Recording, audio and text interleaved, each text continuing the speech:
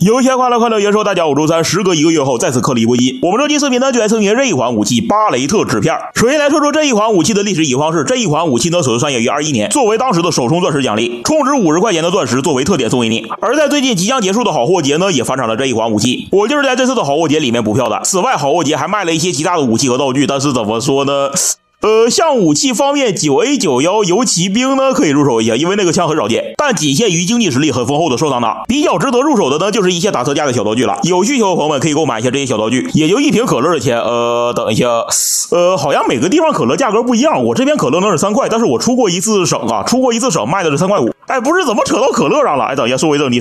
刷了这一款武器的获取方式，再来说说这一款武器的书面版。大部分巴雷特的数据呢都是通用，但纸片的数据似乎不太一样。可以发现这东西的子弹呢有点少，它这个主弹夹是黑铁的子弹数，但它呢是强化武器，这就导致除了黑铁巴雷特外，任何一把巴雷特的子弹数都比得多。但鉴于天赋加成实战情况而言，巴雷特在实战中是不好打光子弹的。这个问题的严重性呢没那么大，换弹速度和巴雷特极光的格式一致，比常规巴雷特的换弹速度慢了 0.03 秒，但这个差距呢也是比较小的。且就像我们刚才说的，巴雷特在实战中很少会打光子弹，但这里呢我想吐槽一下，这东西呢应该是用纸片做的，重量却和正常的巴雷特一样。哎，不是凶啊，你这是什么纸做的呀？夏北泽特产的特纸吗？其他的数据呢就是巴雷特的通用格式了。从实战，我操，等一下，我再拿，我去，然后我们再瞄一下，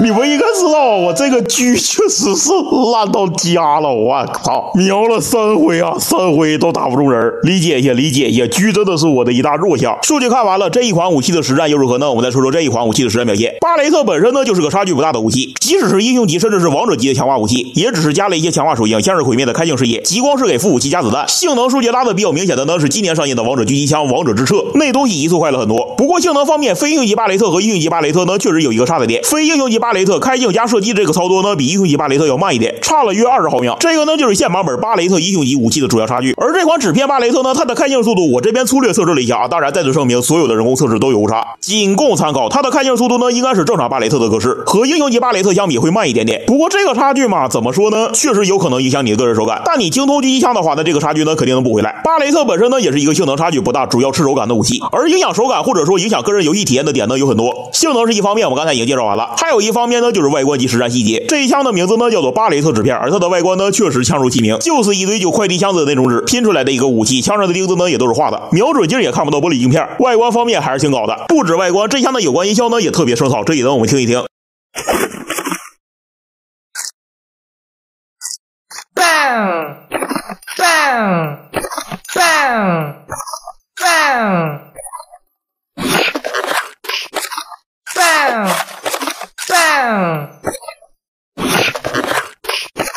Bang! Bang!